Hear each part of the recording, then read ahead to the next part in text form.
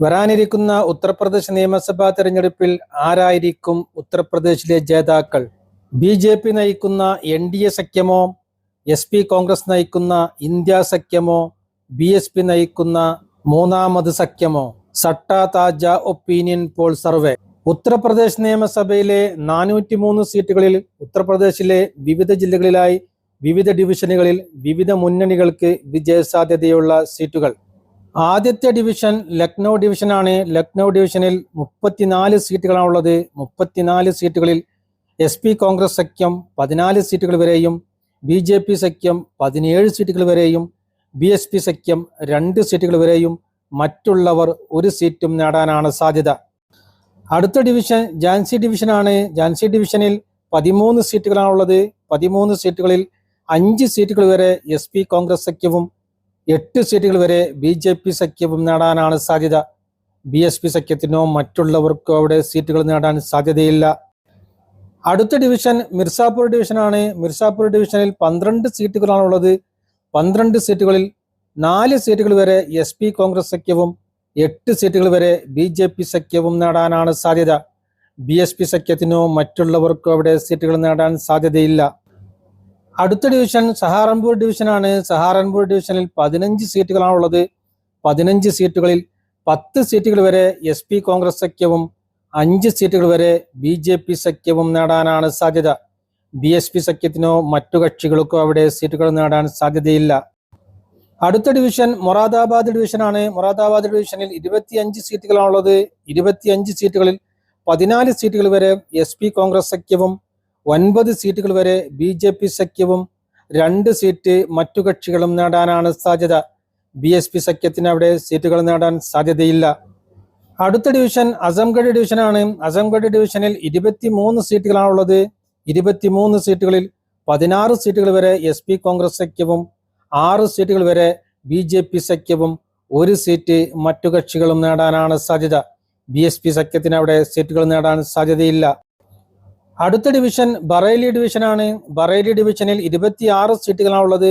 26 സീറ്റുകളിൽ 10 സീറ്റുകൾ വരെ എസ്.പി. കോൺഗ്രസ് സഖ്യവും 15 സീറ്റുകൾ വരെ ബി.ജെ.പി. സഖ്യവും 1 സീറ്റ് മറ്റു കക്ഷികളും നേടാനാണ് സാധ്യത.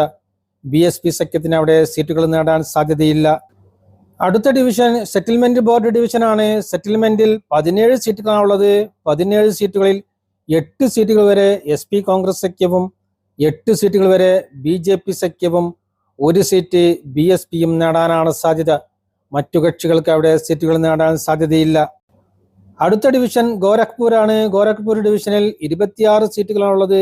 26 സീറ്റുകളിൽ 8 സീറ്റുകൾ വരെ എസ്.പി. കോൺഗ്രസ് സഖ്യവും 18 സീറ്റുകൾ വരെ ബി.ജെ.പി. സഖ്യവും നേടാനാണ് സാധ്യത.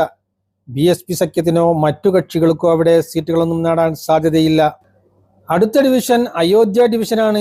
അയോധ്യ ഡിവിഷനിൽ 27 സീറ്റുകളാണുള്ളത്.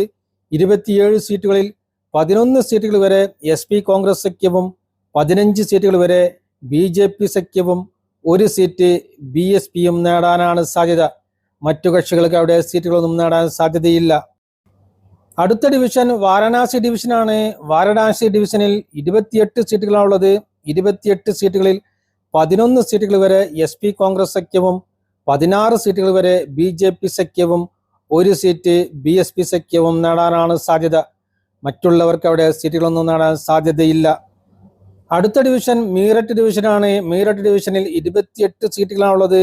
28 സീറ്റുകളിൽ 12 സീറ്റുകൾ വരെ എസ്.പി. കോൺഗ്രസ് സഖ്യവും 14 സീറ്റുകൾ വരെ ബി.ജെ.പി. സഖ്യവും 2 സീറ്റുകൾ വരെ മറ്റു കക്ഷികളും നേടാനാണ് സാധ്യത. ബി.എസ്.പി. സഖ്യത്തിന് അവിടെ സീറ്റുകൾ നേടാൻ സാധ്യതയില്ല. അടുത്ത ഡിവിഷൻ കാൺപൂർ ഡിവിഷനാണ്. കാൺപൂർ ഡിവിഷനിൽ 20 സീറ്റുകളാണുള്ളത്. 20 സീറ്റുകളിൽ 8 സീറ്റുകൾ വരെ എസ്.പി. കോൺഗ്രസ് സഖ്യവും 11 സീറ്റുകൾ വരെ ബി.ജെ.പി. സഖ്യവും 1 സീറ്റ് മറ്റു കക്ഷികളും നേടാനാണ് സാധ്യത. ബി.എസ്.പി. സഖ്യത്തിന് അവിടെ സീറ്റുകൾ നേടാൻ സാധ്യതയില്ല. അടുത്ത ഡിവിഷൻ ആഗ്ര ഡിവിഷനാണ്. ആഗ്ര ഡിവിഷനിൽ 23 സീറ്റുകളാണുള്ളത്.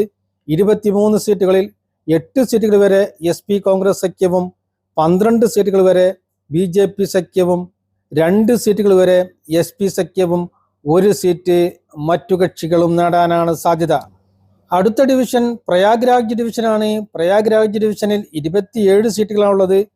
27 സീറ്റുകളിൽ 11 സീറ്റുകൾ വരെ SP കോൺഗ്രസ് സഖ്യവും 14 സീറ്റുകൾ വരെ BJP സഖ്യവും 1 സീറ്റ് BSP സഖ്യവും 1 സീറ്റ് മറ്റു കക്ഷികളും നേടാനാണ് സാധ്യത.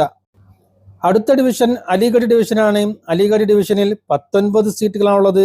19 സീറ്റുകളിൽ 9 സീറ്റുകൾ വരെ SP കോൺഗ്രസ് സഖ്യവും 10 സീറ്റുകൾ വരെ BJP സഖ്യവും നേടാനാണ് സാധ്യത.